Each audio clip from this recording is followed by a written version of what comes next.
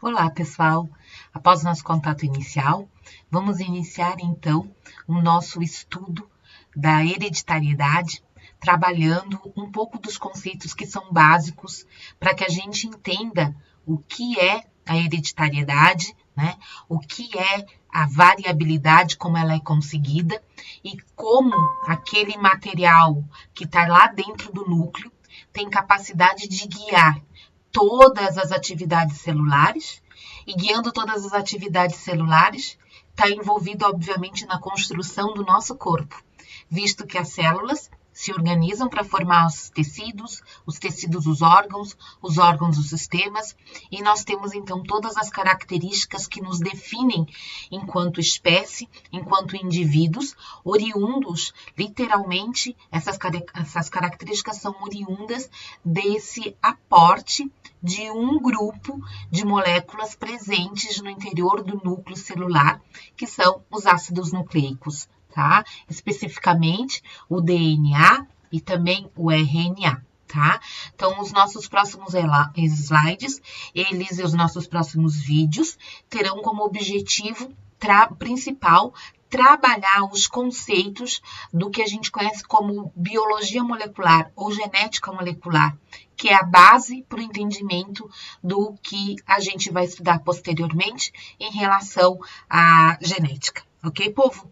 Então, a primeira coisa, ácidos nucleicos, né? O que são os ácidos nucleicos? São essas moléculas que são as responsáveis por todas as informações hereditárias e todas as informações associadas ao controle das atividades celulares. Tá? Bem, os ácidos nucleicos, receberam esse nome, como o próprio nome sugere, porque eles foram encontrados primeiramente e caracterizados como estruturas nucleares. Posteriormente, com o avanço das técnicas na citologia, se identificou que os ácidos nucleicos eram moléculas que também podiam ser encontradas no núcleo celular, além do núcleo celular, também no citoplasma celular e dentro de organelas, como a casa da mitocôndria. Entretanto, esse nome acabou persistindo, tá?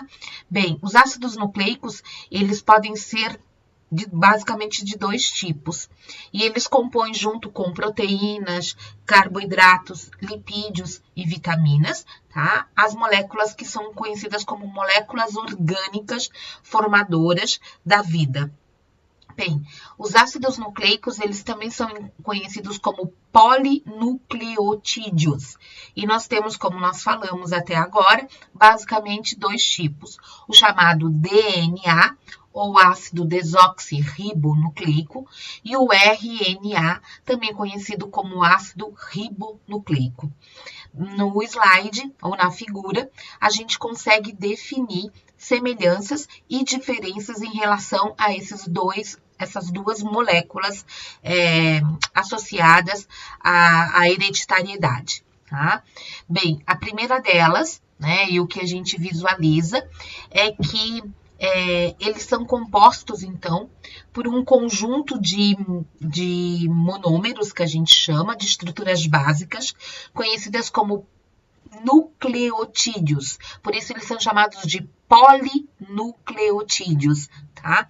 O que é um nucleotídeo? Já vamos falar sobre isso, tá? Isso é o que é de similar. Esses nucleotídeos, eles podem ser são iguais nos dois, a gente vai ver que não. Existe uma diferença no nucleotídeo que está formando um RNA e no nucleotídeo que está formando um DNA. Tá? Outra questão que a gente consegue visualizar aí com bastante propriedade é que o DNA ele é formado por duas fitas que se entrelaçam, né? E já o RNA é formado por uma fita só. Tá? Então, vamos lá ao que é um nucleotídeo. Tá? O nucleotídeo ele é formado por três partes básicas. A primeira delas é o que a gente conhece como açúcar. Tá? O açúcar, que é a base de formação dos nucleotídeos, é uma pentose, ou seja, um açúcar que apresenta-se formado por 5 carbonos. Tá?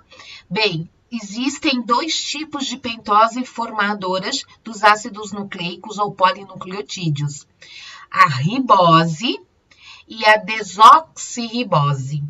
Bem, como vocês observam, existe uma similaridade muito grande entre as duas. Entretanto, o que difere é essa hidroxila, ou a presença de um oxigênio nesse carbono 2, ligado ao carbono 2, que não está presente nessa outra molécula, tá? Quando nós temos o oxigênio, nós temos uma pentose do tipo ribose. E o nome desoxi, esse des é não, é a ausência, desoxi, sem o oxigênio, tá? Então, a desoxirribose é o açúcar do nucleotídeo, que é típico do DNA. O tipo de açúcar dá nome a esse ácido nucleico. O ácido desoxirribonucleico apresenta como açúcar básico a desoxirribose. O ácido ribonucleico, ou RNA, apresenta como seu açúcar no nucleotídeo a ribose. Bem, além do açúcar, né, dessa pentose, que é característica de um nucleotídeo, nós temos também, tá, ligado a esse açúcar de 5 carbonos, né, duas outras moléculas que compõem o que a gente chama de nucleotídeo. Um grupamento fosfato, que fica ligado sempre ao carbono 5 desse açúcar, tá? O grupamento fosfato, PO4, tá? E uma base nitrogenada, que é um componente sempre específico e ligado ao carbono 1 do açúcar. Então, o açúcar, ele tem 5 carbonos, tá? Notem e, por favor, prestem atenção na numeração desses carbonos. Carbono 1, onde você tem ligação de uma base. O carbono 2, que difere uma ribose de uma desoxirribose, tá? O carbono 3, carbono 4, e no ligado ao carbono 4, continuando aqui o carbono 5, que está ligado a um grupamento fosfato. O fosfato, ele é igual nos ácidos ribonucleicos, seja no RNA e no DNA, tá? Igualzinho. O que também difere são as chamadas bases nitrogenadas.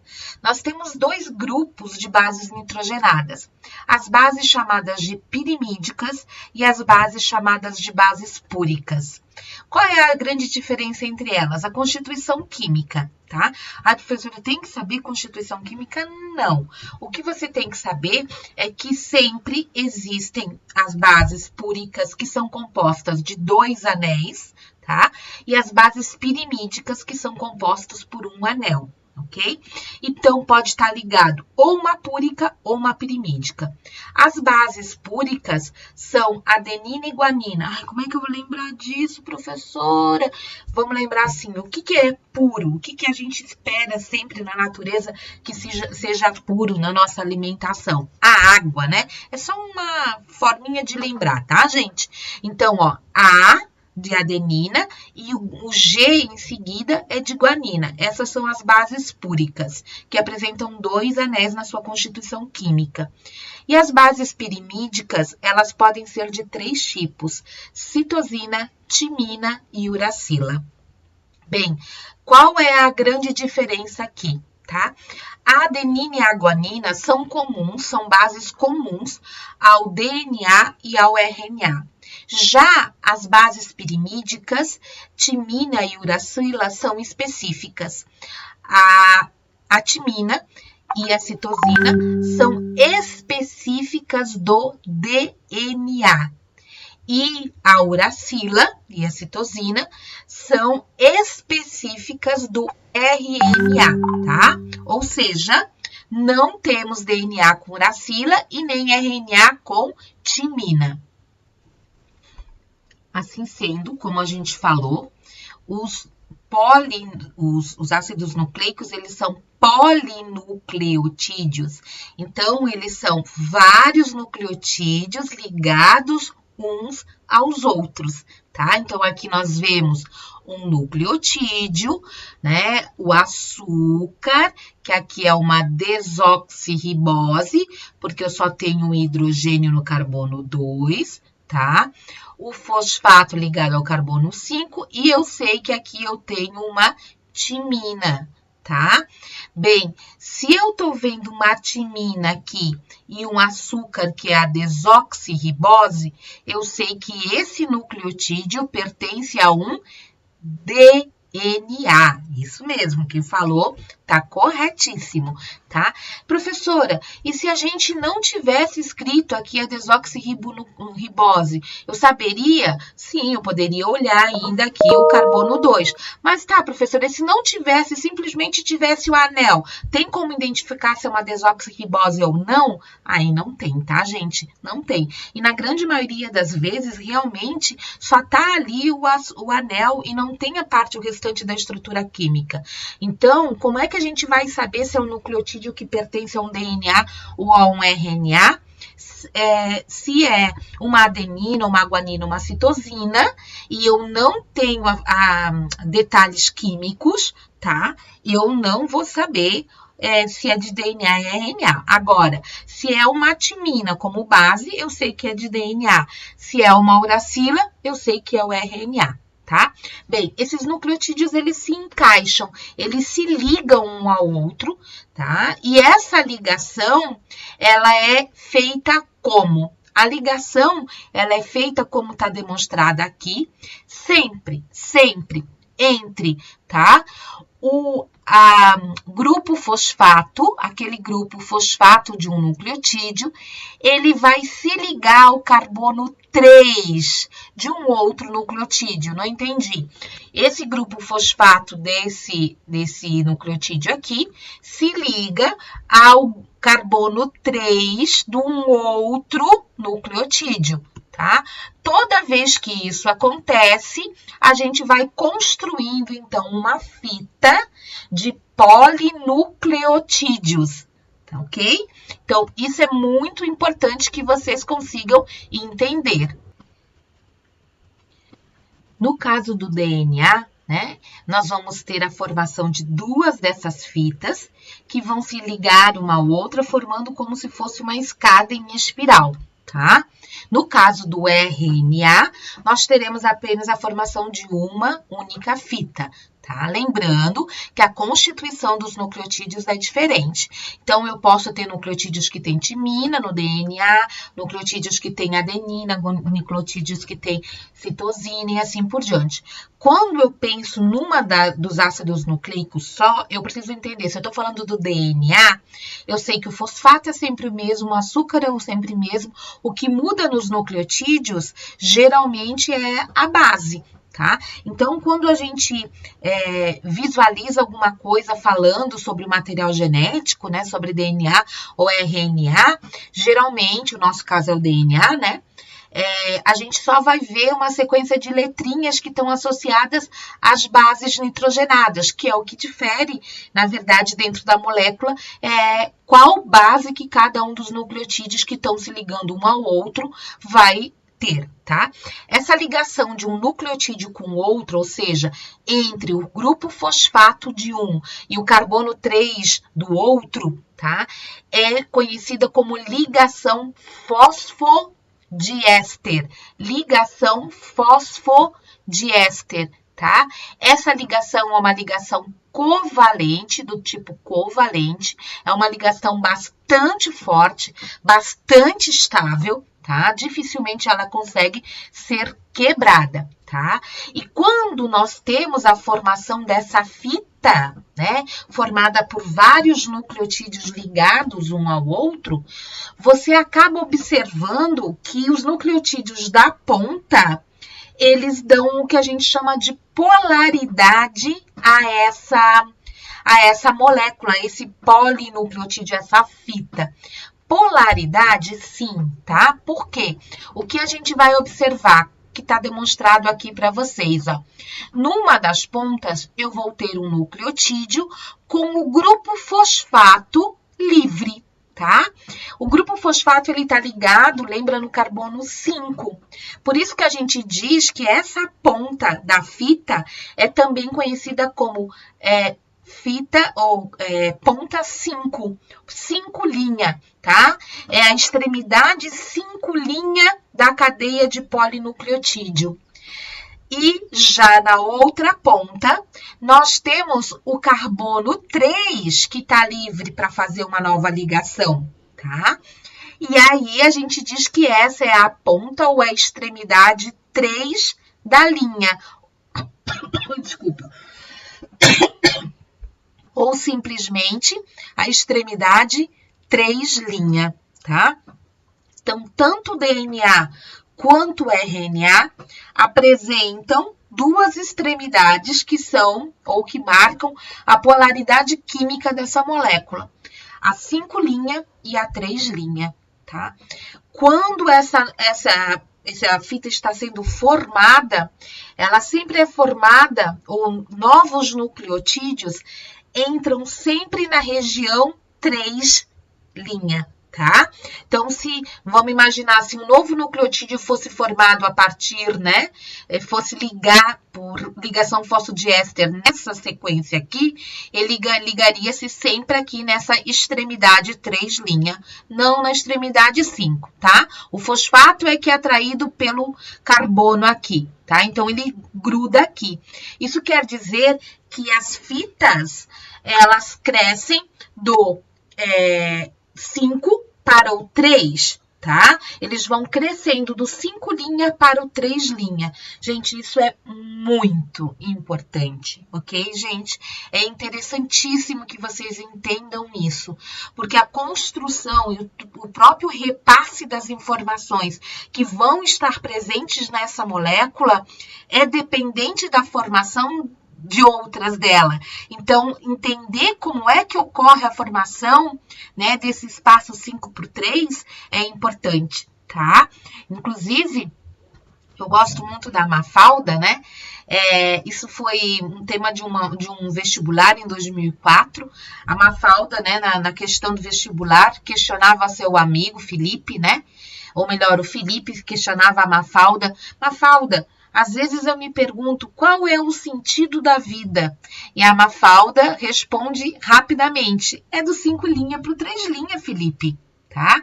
O que será que a Mafalda quis dizer com isso? É na direção 5 linha para o 3 linha.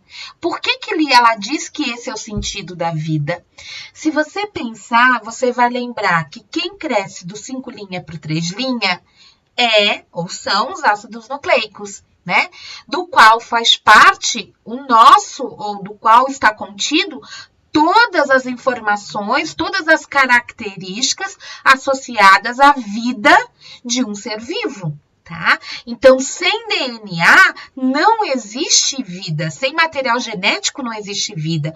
Alguns seres a maioria deles são de DNA, alguns o RNA pode fazer essa função também, mas a maioria é de DNA, tá? Então, quando eu construo do 5 linha para o 3 linha, eu estou construindo material genético que é a base para que a vida se faça. É ali que eu tenho todas as informações para conter ou para ter as características que me definem enquanto ser vivo, que me definem enquanto animal, que me definem enquanto mamífero, que me definem enquanto homo, né? Que me define enquanto espécie Homo sapiens sapiens, ok? E que me define enquanto indivíduo, Ingrid, por exemplo, ou qualquer um de vocês aí, João, Maria, Paula, Fernanda, ou qualquer um deles, tá? Então, por isso vejam a importância desse 5 linha, 3 linha, tá? Então, aqui, notem, nessa fitinha que está sendo construída, né?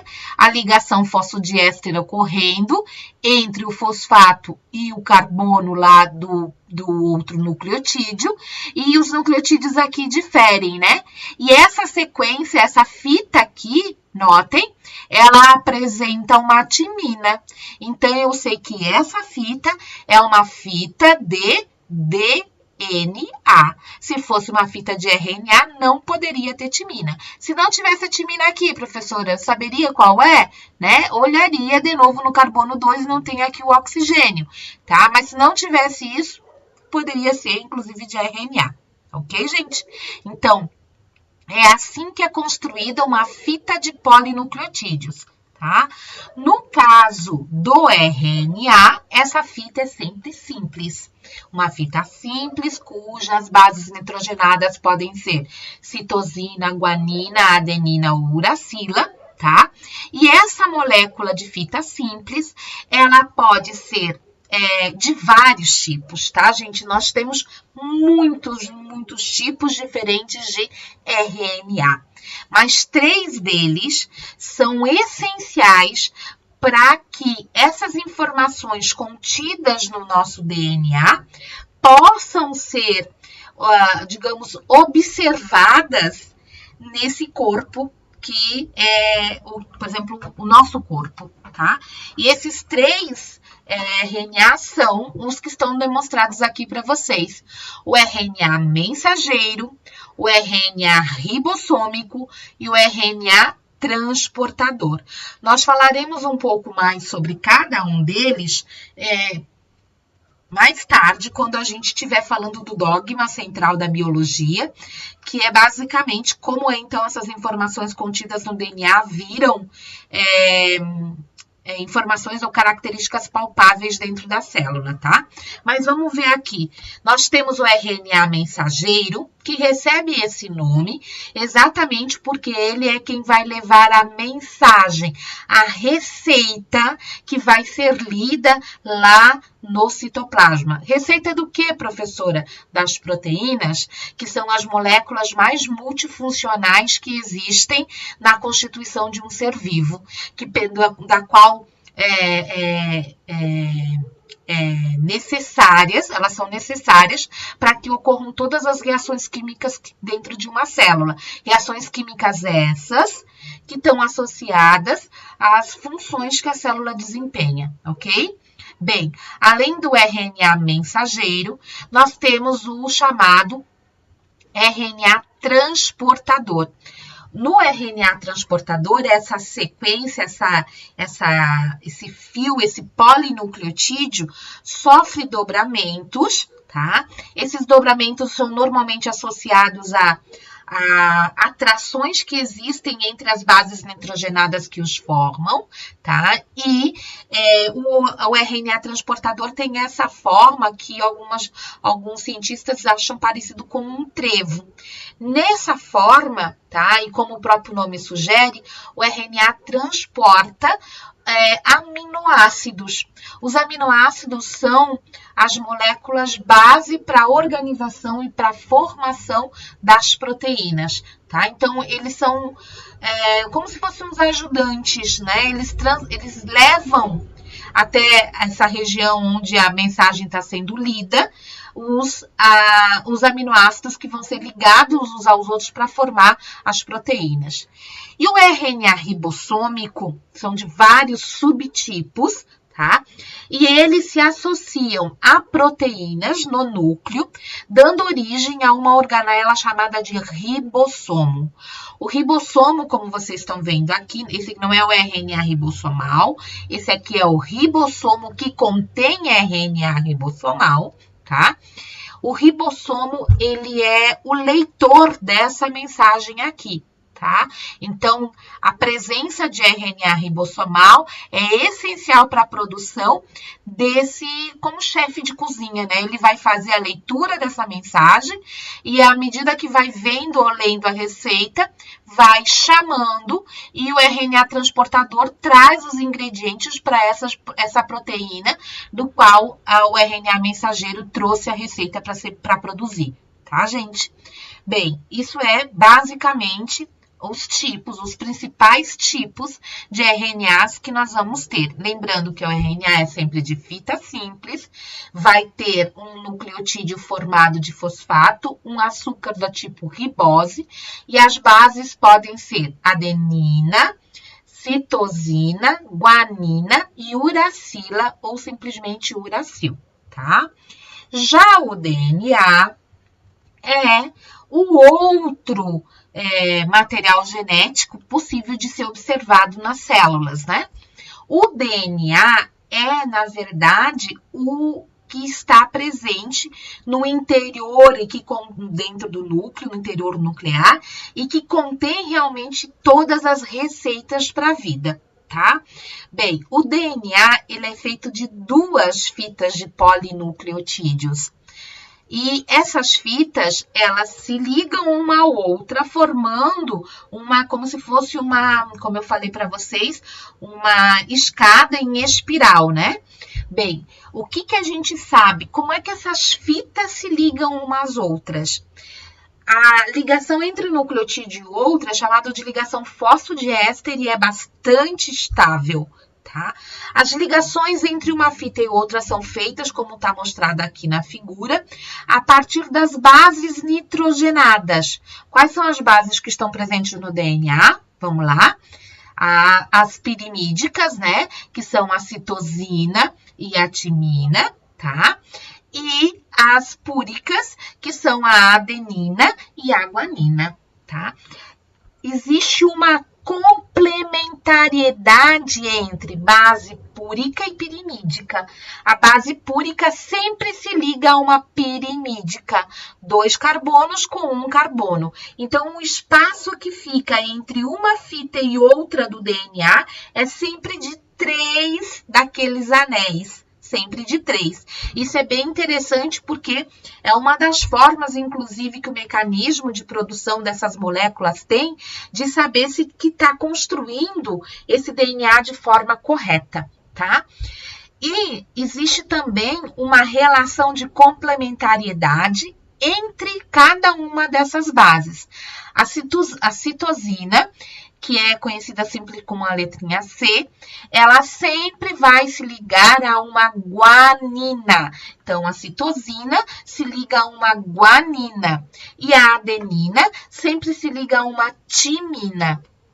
Essa ligação entre bases é feita a partir de pontes de hidrogênio ou ligações de hidrogênio, que são ligações químicas não covalentes, ok? Que apresentam uma estabilidade, sim, né? Mas são fracas e são facilmente quebradas essas ligações, por exemplo, com um aumento na temperatura. Tá? Ou existem enzimas que conseguem no interior da célula quebrar essas ligações entre uma fita e outra. Tá? Então, é importante que a gente saiba que nós sempre temos esses pares de base entre uma pirimídica e uma púrica, tá? E que essas pirimídicas e púricas são adenina com timina, timina com adenina, citosina com guanina, guanina com citosina. Tá? Depois que há essa ligação, essa complementariedade, então você tem a formação de uma fita e essa primeira fita acaba servindo de molde para a segunda fita ser produzida, tá? Como verdadeiras caixinhas como as peças de encaixe, como está sendo demonstrado aqui. Lembrando que adenina com timina, citosina com guanina, tá? Então, nós vamos ter a construção de uma fita dependendo do molde, de utilizar o molde da outra, tá? Essa complementariedade faz com que dificilmente ocorra erros, tá? E mesmo que quando ocorrem, tá, gente? Por exemplo, aquele espaço que deveria ser único, né?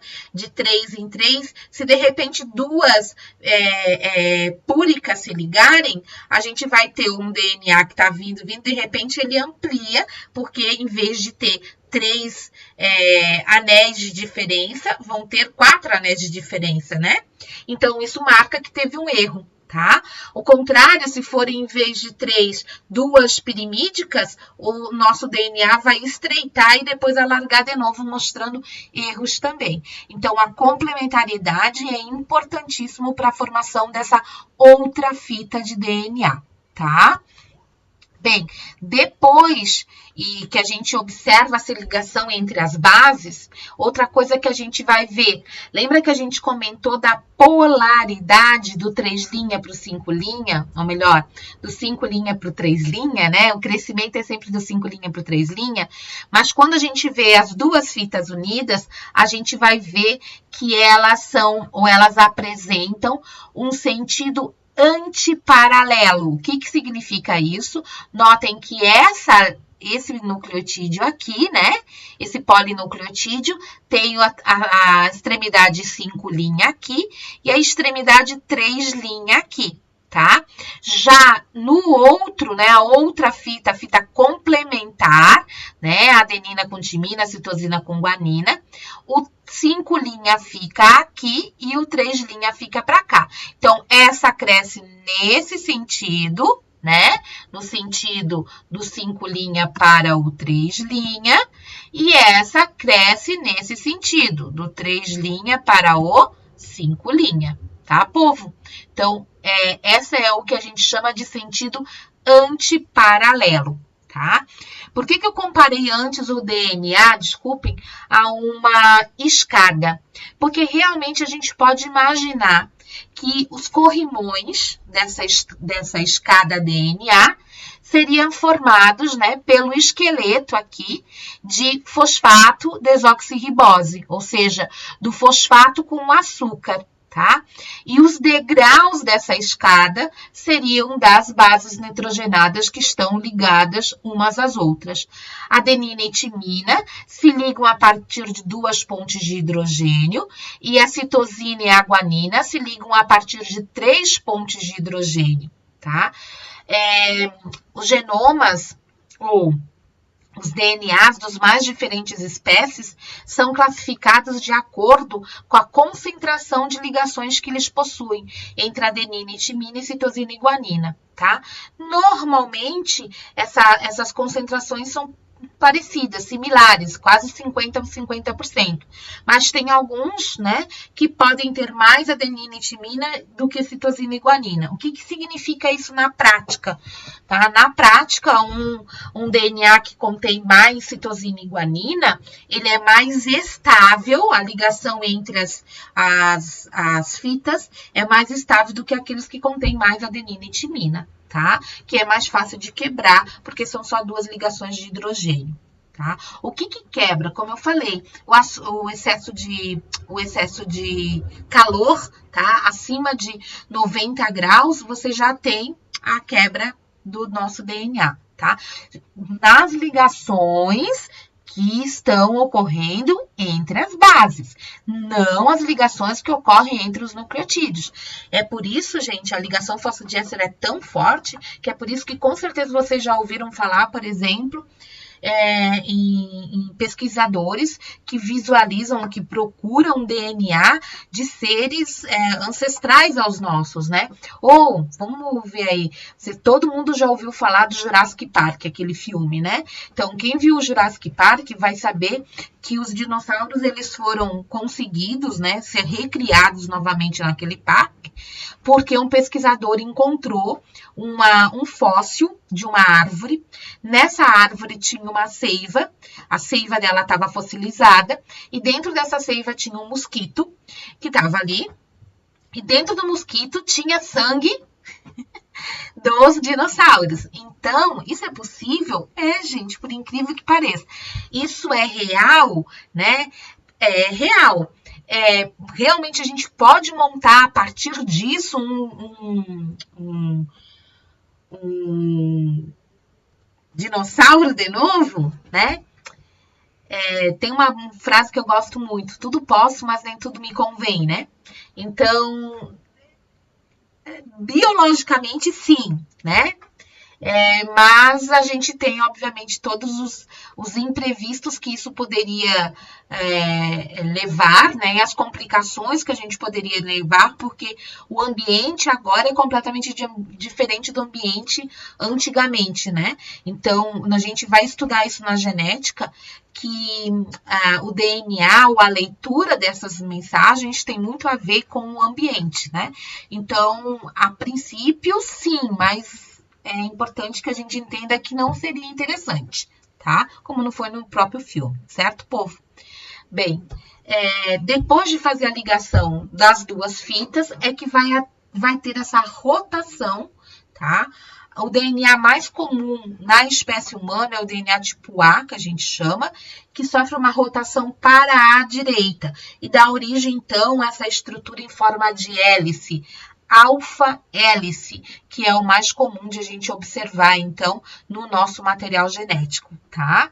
O DNA, ele está presente lá no núcleo, associado a proteínas, para que ele caiba. Nós temos um DNA, espécie humana, um DNA bastante grande, tá, gente? E é importante que a gente tenha noção disso, tá?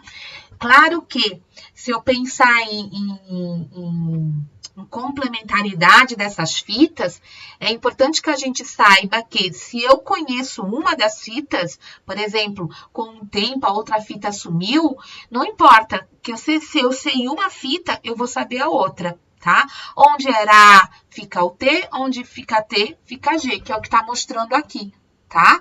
Lembrando que isso tem sempre esse antiparalelo, né? Então, a gente consegue definir as outras fitas, a fita complementar, graças a esse conhecimento da relação e da ligação entre as bases nitrogenadas, tá? Aqui tem uma perguntinha, né? Que mostra bem essa questão, né? Suponha que no DNA de certas células haja 20% de guanina e 30% de outra base. Vejam que se tem 20% de guanina, obrigatoriamente vai ter 20% da base complementar à guanina, que é a citosina, tá? E, obviamente, acabam ficando, né, ou sobra as outras duas, que é a adenina e a timina, que então ficariam como 30%, tá? Então, a pergunta era, nessa célula, as porcentagens de citosina é igual à da guanina, então é 20, e da timina e adenina, que é 30, que daria essa alternativa aqui, ok? Bem, quem especificamente descobriu tudo isso, tá? Bem, a presença de ácido nucleico e a relação com ele com a hereditariedade, tá? Ela só foi, digamos, assertiva, possível, né? Graças à caracterização da estrutura dessa molécula, tá? Então, esses dois caras que estão sendo mostrados aí para vocês, tá? Eles foram absurdamente importantes no desenvolvimento da estrutura do DNA, que é o Crick, tá? E o Watson e Crick, como vocês queiram, tá? Eles, baseando-se em dados químicos que foram desenvolvidos por outros pesquisadores como Chargaff, tá?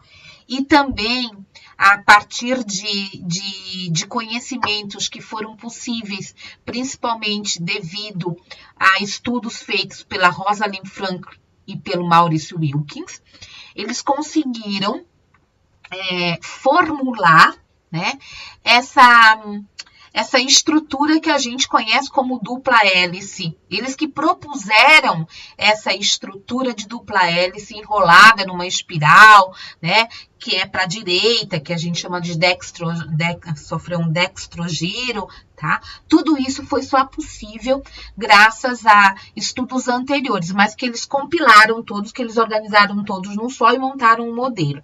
Quando Watson e Crick, eles propuseram a estrutura do DNA, isso foi em 53, tá? Foi na Nature que eles publicaram esse artigo, foi um artigo de uma página só, tá? E eles começam o artigo, inclusive, falando, tá aqui o artigo, né? Um artigo de uma página só, que eles acreditavam que o que eles estavam falando ali ia ter algum tipo de resultado. Mas eles não tinham nem ideia, gente, nem ideia do quão importante foi os achados deles, né, junto com os outros. Tanto que eles receberam, né, em 72, o Prêmio Nobel por descobrir. E tudo que a gente conhece da genética molecular atualmente, né? Da importância do entendimento do genoma, dos transcriptomas, dos metabolomas, tudo em conseguir identificar características, como agora está falando muito do Covid, né?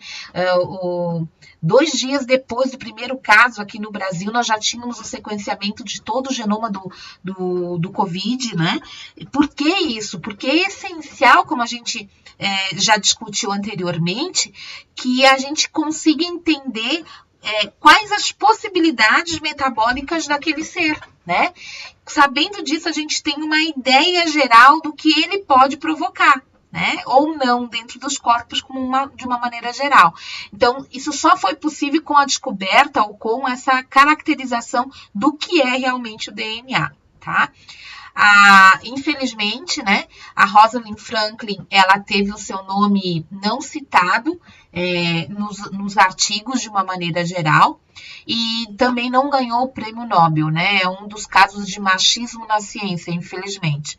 O prêmio Nobel ela não ganhou porque, infelizmente, ela morreu antes desse prêmio e não é dado em memória, né?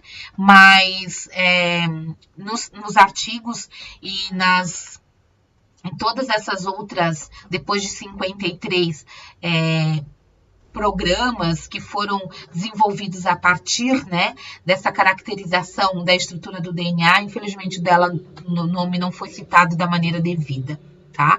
Tem esse vídeo aqui para quem quer saber um pouquinho mais sobre a história. Eu gosto muito de história, né? De entender como as coisas chegaram onde elas estão, né? Então, de vez em quando, eu acabo citando um vídeo que eu acho interessante. E esse é um deles, tá? Então, gente, o nosso DNA nada mais é do que uma sequência de nucleotídeos. E quando a gente faz um sequenciamento do DNA, seja de qualquer ser vivo que a gente possa estar falando, o que nós vamos ter é literalmente, no caso, uma sequência de letrinhas. Essa sequência é a sequência de nucleotídeos que são encontrados lá no DNA, tá? Bem, o que tem essa sequência? Essa sequência tem todas as informações que são ou que fazem aquele ser aquele ser e não ser outro, tá? Então, o que a gente precisa considerar quando fala de formação do DNA? Primeiro, que o DNA de qualquer ser vivo e de vírus, tá? São formados pelos mesmos constituintes. Todos os DNAs são polinucleotídeos que apresentam fosfato, cujo nucleotídeo é fosfato, desoxirribose e base. Todos os DNAs apresentam como base adenina ligada a timina, citosina ligada a guanina. Tá? Não importa se eu estou falando de um vírus, se eu estou falando da minhoca, se eu estou falando do peixe, da água-viva, da samambaia, do alface, do morango, do macaco ou de nós, tá? Do nosso corpo, tá? E todos esses nucleotídeos formam essa dupla fita que tem essa ligação. Então, o que muda de um DNA para o outro, gente? O que muda é sempre a ordem que os nucleotídeos estão dispostos nesse DNA. Isso é que faz um DNA ser diferente do outro, tá? Além, obviamente, também do número de nucleotídeos. Então, quanto mais características tem um ser, em geral, maior é o seu DNA, tá? Essas duas características associadas ao DNA, elas são base para que a gente entenda o que a gente chama de tecnologia do DNA recombinante. O que é a tecnologia do DNA recombinante? É dos grandes porquês também de a gente estudar, né? Genética aí, nos cursos da área da saúde, são as tecnologias que permitem a gente manipular o DNA, né? De a gente, por exemplo, formar os organismos transgênicos, como, por exemplo, muitos dos quais estão associados à produção de fármacos ou de moléculas com fundo terapêutico, como é o caso de alguns hormônios. Tá? O hormônio da insulina, que é administrado em diabéticos, durante muito tempo, não era o hormônio humano. Né? O hormônio humano ele foi construído a partir de tecnologia de DNA recombinante. Por quê? O que se pegou? Se pegou a sequência desses nucleotídeos que formam a insulina, que seria uma receita da insulina, e adicionou esses nucleotídeos num DNA de bactéria. Por que eu consigo montar? Porque a bactéria não reconhece ele como estranho? Não, porque DNA é a mesma coisa, é a mesma constituição química. Então, não tem como reconhecer como estranho. É só uma sequência diferente. Então, eu coloco lá na bactéria e a bactéria vai começar a ler aquela parte do DNA. Toda vez que ela fazer a leitura dessa parte do DNA, dessa receita, ela vai produzir insulina. E aí, depois a gente faz o quê? Como a insulina não é utilizada dentro da célula bacteriana, ela joga para fora, ela secreta, né? E aí, depois a gente pega aquele líquido onde estavam as bactérias, filtra e retira a insulina, que é a insulina humana. Antigamente tinha que se utilizar insulinas provenientes de animais, né? Ou da maceração e da maceração, por exemplo, de pâncreas de outros animais, como é o caso dos suínos. Infelizmente, muitas pessoas tinham respostas imunológicas quanto àquilo, porque daí elas recebiam uma insulina que não era delas, né? E aqui não. Atualmente, os diabéticos, eles recebem insulina humana, tá? Insulina humana. Então, isso é uma das coisas, né, construídas. Algumas, a própria vacina do coronavírus agora que está sendo desenvolvida, a maioria delas, né, que está sendo desenvolvida ao longo do mundo, são usadas tecnologias de DNA recombinante, tá? Onde a gente tanto pode inserir uma parte do DNA, como pode retirar também. Por exemplo, se descobre que tem uma proteína aqui, ou um grupo de proteínas que está associada à patogenia, né, desse vírus, eu posso retirar ela do genoma e aplicar esse vírus, né, e formar o que a gente conhece como vacina. Tá? Então, a imunoterapia, a grande maioria delas está associada atualmente a DNA recombinante. Tá? Só um artefato aqui, lembrar que esses transgênicos, né, que são onde eu deposito um gene, onde eu deposito um DNA que não é o dele, isso é um transgênico. Organismos geneticamente modificados são organismos que, como o próprio nome sugere, têm o seu material genético alterado, mas não recebe genes de outros seres. Tá? Então, por exemplo, eu vou explicar. Todas as raças de cães, por exemplo, são geneticamente modificadas. O processo de seleção natural que a gente faz, né, quando eu pego, por exemplo, uma plantinha e misturo uma rosa branca, misturo com uma rosa vermelha para fazer um enxerto, né? Faço um enxerto para formar uma rosa cor-de-rosa, eu estou fazendo um organismo geneticamente modificado, mas não é um transgênico, porque as duas ainda são da espécie vegetal, as duas são rosas, né? Transgênico seria se eu pegasse, por exemplo, uma rosa e colocasse um gene para ela produzir uma substância que tornasse ela resistente a qualquer, sei lá, a um fungo específico que ela não tinha antes e que de repente recebeu. Isso seria, então, um transgênico, tá, gente? Tem vários tipos e subtipos aí que vocês precisam entender, tá? Graças a esse entendimento sobre o genoma também, né? E é interessante que a gente entenda que é nesse DNA, então, que é construído todas as informações, ao que estão todas as informações que controlam uma célula. Desde quais tipos de proteínas que tem na membrana, como aqueles fosfolipídios, ou quais os tipos de fosfolipídios que vão ter, porque são as proteínas que estão associadas à ligação, por exemplo, dos ácidos graxos, né, para a formação do fosfolipídio diferente, se é uma serina, se é uma colina, tá, a ligação disso. As reações químicas que ocorrem. Então, o DNA controla as informações no metabolismo celular. E se o nosso corpo e todo o metabolismo nos nossos órgãos depende das células que eles possuem, tá?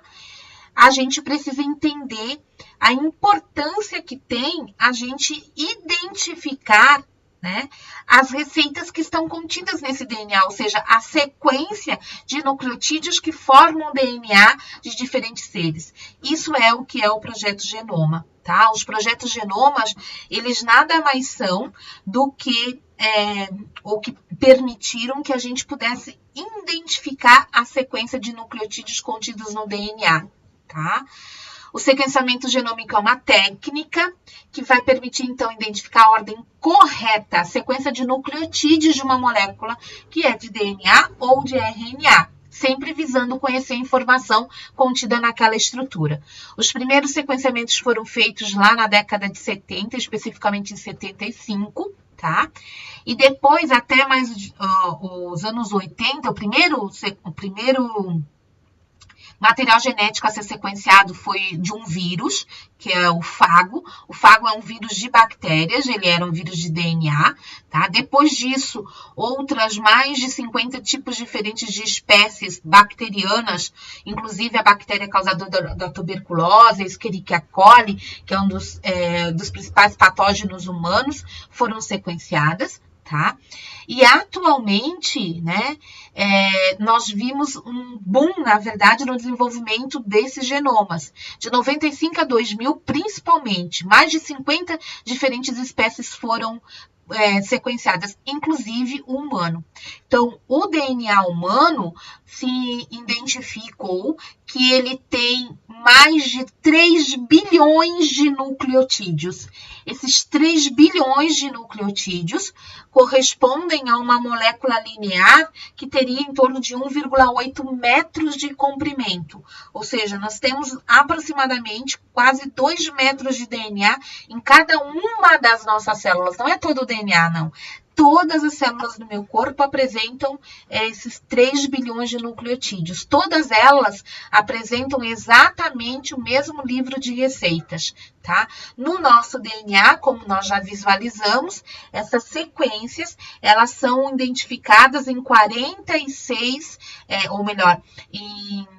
em 46 fitinhas, né? Ou filamentos, que quando se associam a proteínas, a gente conhece como cromatina, tá?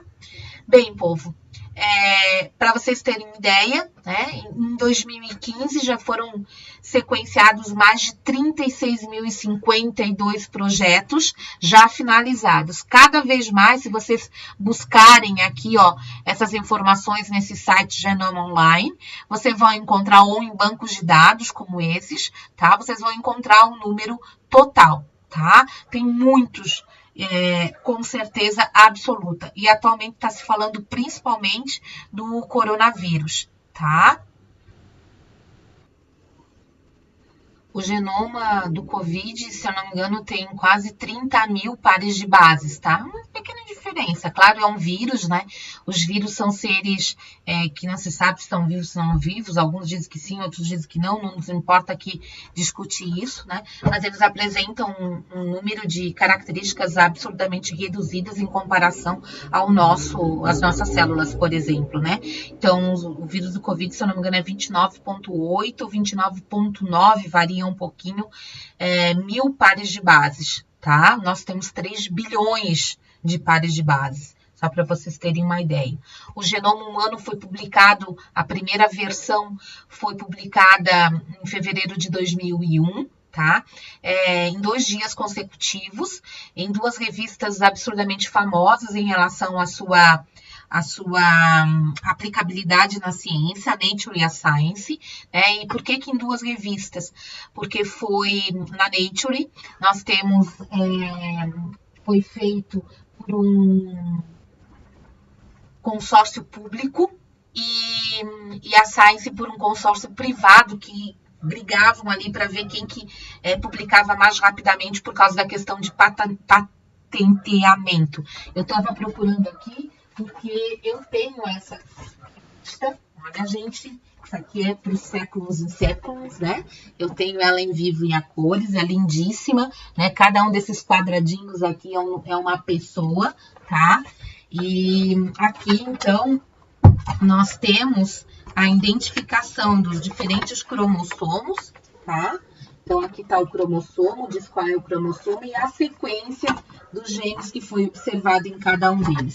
Tudo isso é de domínio público, ou seja, vocês, eu, você, qualquer um, né, pode entrar num banco de dados e procurar a sequência do DNA humano ou a sequência de um gene específico do DNA humano, graças ao fato de o pessoal do consórcio público ter conseguido, né, fazer essa caracterização ou a publicação desses dados anterior ao do consórcio privado, tá?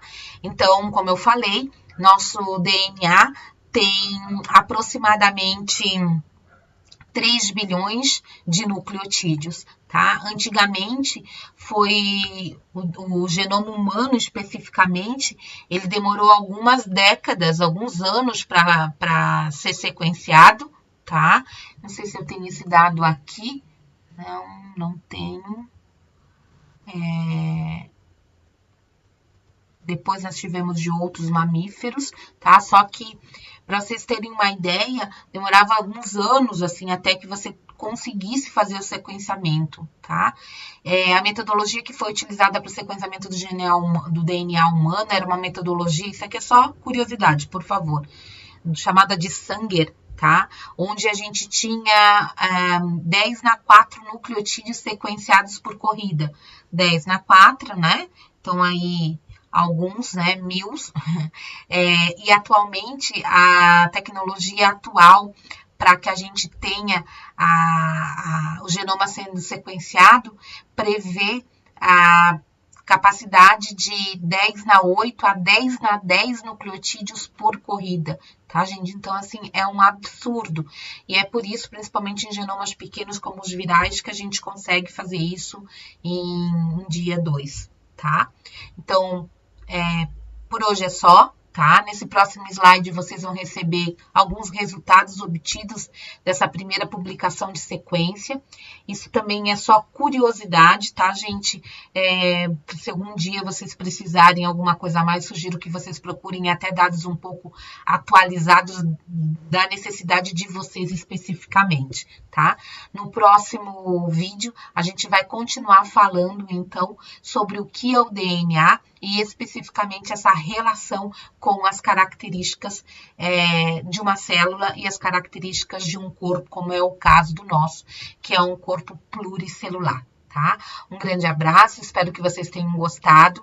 Se tiverem qualquer tipo de dúvida, por favor, se não forem meus alunos, deixem nos comentários do vídeo, tá? E se forem meus alunos, vocês podem tirar via e-mail ou utilizando a ferramenta do EVA, chamada de Professor Tutor. Tá? Foi muito bom estar aqui com vocês por enquanto. Espero vocês no próximo vídeo, tá? Um abração.